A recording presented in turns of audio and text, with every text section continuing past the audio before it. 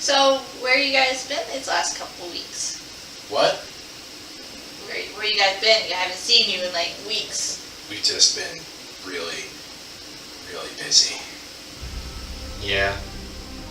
Real busy.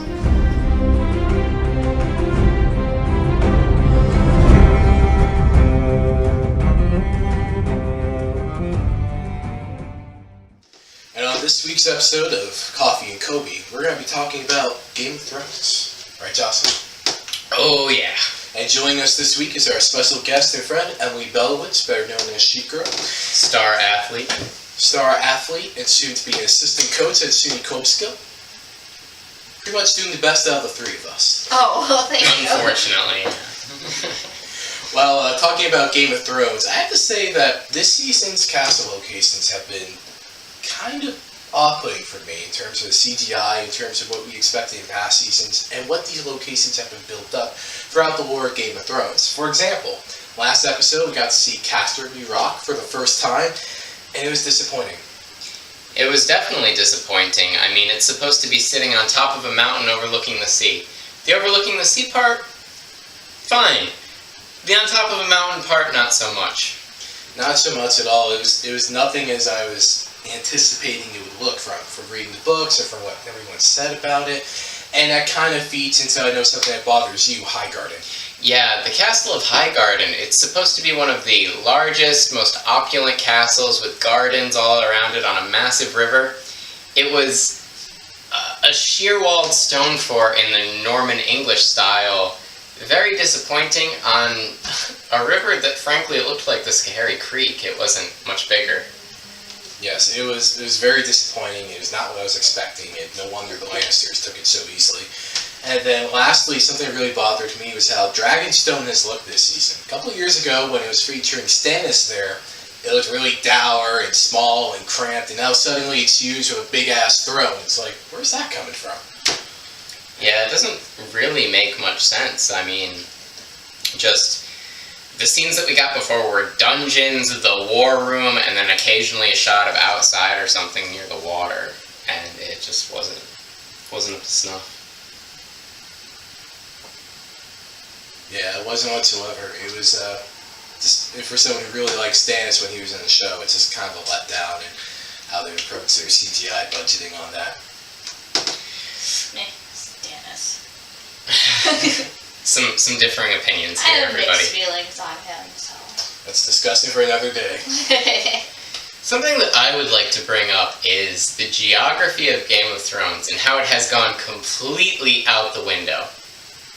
I don't seem to understand how Daenerys' fleet didn't pass Dorne to get the Sand Snake's army and then had to go back, and how exactly the Unsullied managed to get all the way around to the Westerlands without running into that same fleet. And the best thing is how the Greyjoy fleet can just apparently teleport from one side of the sea to the other side of the sea, and it's like time and travel means nothing anymore in this show. Whereas it was a big component of the first 4 seasons where we saw our characters travel diligently through these tough terrains, and now it's like, oh, they need to be somewhere. They're there. I mean, it's the same thing with Bran and Arya compared to Jon.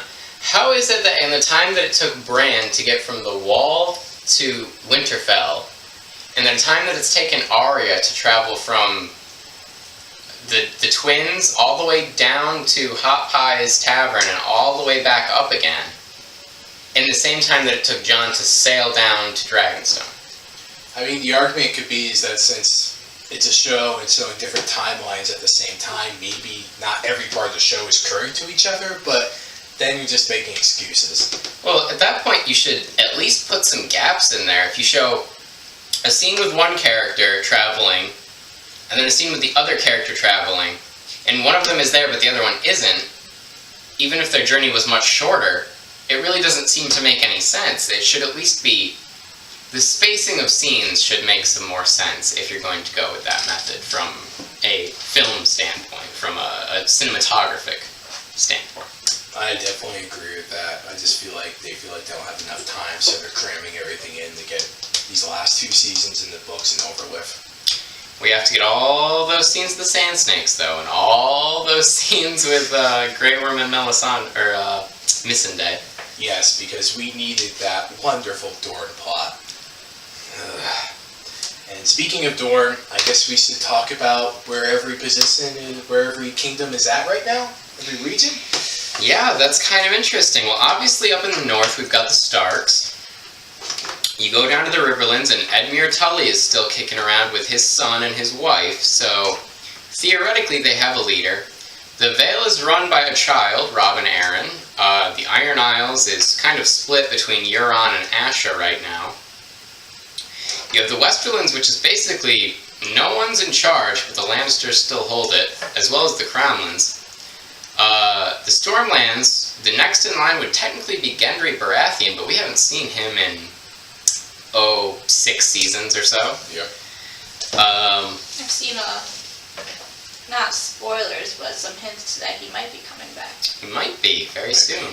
He's been rolling around the Seven Kingdoms. Yeah, Davos told him to keep the shore to his left, so he's just been going in a circle around the island the entire time. He's gonna swing back to Dragonstone where John's He's gonna have massive arms, though, when he comes back. That guy's gonna be jacked. He's gonna be jacked and ready for the Warhammer. So, the Reach is currently rulerless. I guess maybe Randall Tarley would be he would probably be the next person to take over there. And Dorne currently doesn't have a leader. I guess it would go to a local noble or something. I don't know. Maybe the Dane family? They're a powerful family, but I'm not sure what the line of succession for that would be, because the Dornish plot was never explained. It was hastily put together. Well, in Dorne, at least bastards can rule, so maybe Doran or Oberyn have another bastard to take over, at least in the interim. But to be honest, it's not going to matter, because most of the areas we just talked about are not going to be shown again. Probably not. As the focus keeps getting narrowed and narrowed towards the final plots. Yeah, eventually it's just going to be the North and King's Landing together, and I think that's where it's going to end on the 2 points. On that point, I think we agree. And it's odd to say this, but we're halfway through season 7. We only have 4 episodes left. And then there's 6 episodes in season 8, and then it's over. Yeah, and then one last season, we're gone. It's going to be sad when it ends. Can't wait for the books to get finished, though. And I can't wait. Game of Thrones has released an announcement saying that they will do several spin-offs of the show. Which is great.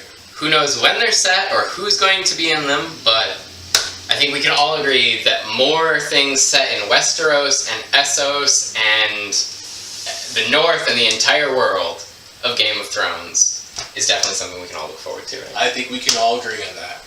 I agree with that. Awesome. Even though I just started a couple months ago. Emily's actually still in season 3. Almost done. Almost done. Just know that winter is coming. It's coming. Winter is coming.